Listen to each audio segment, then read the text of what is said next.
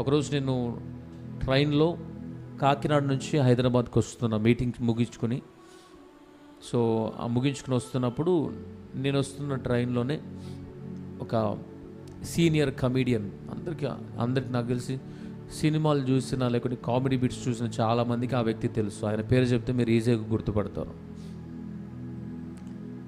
అయితే ఆ వ్యక్తి దగ్గర నేనున్న పెట్టెలోనే ఆయన కూడా ఉన్నది. ఏసీ ఫస్ట్ క్లాస్లో ఉన్నాము. ఆయన నా ముందు క్యాబిన్లో వారు ఉన్నారు, నేను నెక్స్ట్ దాంట్లో ఉన్నాను.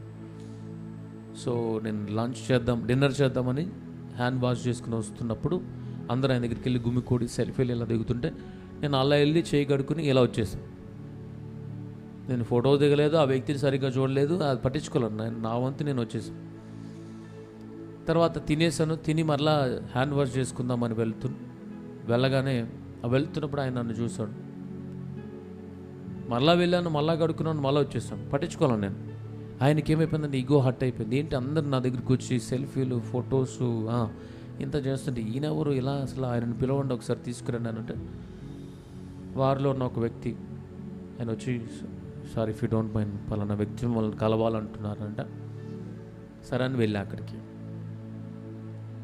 అయితే ఆయన అడిగాడు, ఏంటంటే మీరు నన్ను అసలు గుర్తుపట్టినట్టు చేస్తున్నారు, ఎందుకు రావట్లేదని అంటే, ఏమో నాకు అంత గుర్తుకు లేదన్న.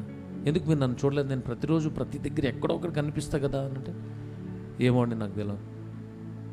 అయితే అనే వరకు తను ఆశ్చర్యపోయి, ఏంటి మీరు ఏదో సంథింగ్ ఏదో ఉంది, ఏం చేస్తున్నారు గురువు గారు అన్నాడు ఆయన నన్ను. నేను గురువు కాదు, నాకు ఒక గురువు ఉన్నాడు.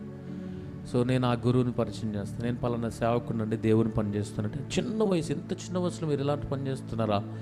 ఓకే, నాకు మీ బ్లెస్సింగ్స్ కావాలి, మీ ఆశీర్వాదం నాకు కావాలంటే, నేను నా ఆశీర్వాదం కాదు, నా గురువుగా నా ఆశీర్వాదం నేను చూపిస్తానని చెప్పి ఏం చేశానంటే, తనతో నా స్నేహితులు, వారు బాడీ గార్డ్స్ ఇంకా చాలామంది ఉన్నారు, వారితో ఉన్నప్పుడు నేను, మీరు అందరు కళ్ళు తెరిచి చూడండి, మీరు ఒక్కలే కళ్ళు మూసుకోండి, నేను ప్రార్థన చేస్తాను. ఎందుకంటే మళ్ళీ నేను చేయి పెట్టి ఏదైనా చేశానేమో అని అనుకుంటారేమో, నన్ను చూడమని చెప్పి నేను దూరం ఉండి ప్రార్థన చేస్తాను. నాకు తనకు కొంచెం డిస్టెన్స్ ఉంది. నేను ప్రార్థన చేస్తుంటే పరిశుద్ధాత్మ దేవుడు బలముగా వ్యక్తిని దాకా, బలముగా టాప్ మరి కింద పడిపోతే వీరందరూ చెప్పారు, అసలు ఏమైపోయింది, ఏంటి, ఏం జరుగుతుంది? నేను కొద్ది నిమిషాలు ఆగండి, నేను ఏమీ చెప్పను, ఆయన ఏం చెప్తాడో చూద్దాం. ఒక 10-15 నిమిషాల తర్వాత ఆయన లేచారు. ఆయన చెప్తున్న మాట ఏంటంటే, కన్నీరు కారుస్తున్నాడు, ఏడుస్తున్నాడు. సిలువలో రక్తాన్ని కాచి వేలాడుతున్న యేసుక్రీస్తు ఆ భగవంతుని నేను చూశాను అంటున్నాడు ఆయన. ఇప్పుడు ఆ ట్రైన్లో ఇతరులకు సువార్త ప్రకటించింది నేనా, లేకపోతే ఆ వ్యక్తి చెప్పాలి?